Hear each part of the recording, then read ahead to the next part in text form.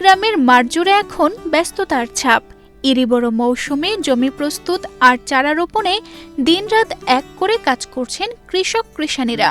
তবে সারের মূল্য বৃদ্ধি আর উৎপাদন খরচ বাড়ায় বান্ডেল থাকলে প্রতি সেনমানিতে টাকা বাঁচবে। বিকাশ সেনমানি বান্ডেল কিনে জিতুন প্রতি লেনদেনে।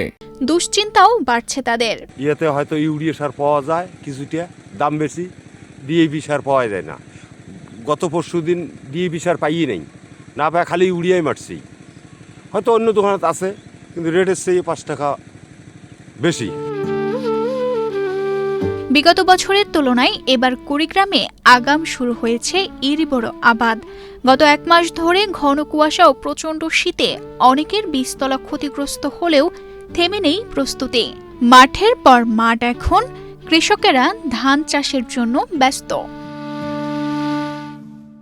সারের দাম খুব বেশি, চারা, শ্রমিক সবকিছুর খরচ বাড়ছে। আগে দাম কম ছিল, এখন অনেক বেশি, এমনটাই জানায় স্থানীয় কৃষকেরা। আমাদের খুব ক্ষতি, কিছু লোক এইভাবে মরে যেতেছে। তেলের দাম বেশি, সারের দাম বেশি, কিভাবে আবাদ করবো আমরা, কিভাবে বাঁচবো? ওই নিয়ে একটু সারের দাম বেশি। চারা রোপণের আগে প্রয়োজনীয় ফসফেট, পটাশ ও ডিএমপি সারের সংকট ও মূল্যবৃদ্ধি নিয়ে উদ্বিগ্ন কৃষকেরা। শ্রমিকের মজুরি, হাল চাষ ও সেচ খরচ সব মিলিয়ে এবছর আবাদে ব্যয় বাড়ছে।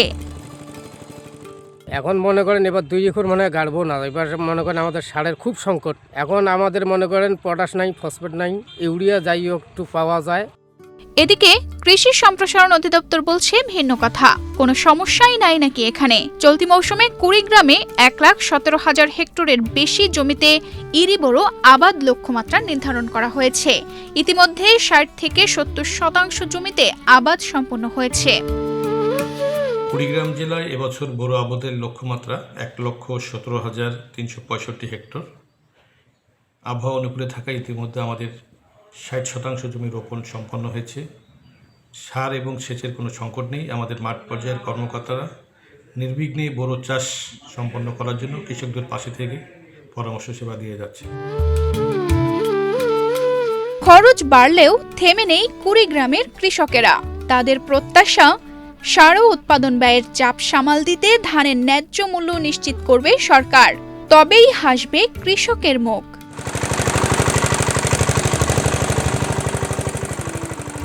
তানজিদা রহমান, ইনায়া, বাংলাদেশ প্রতিদিন।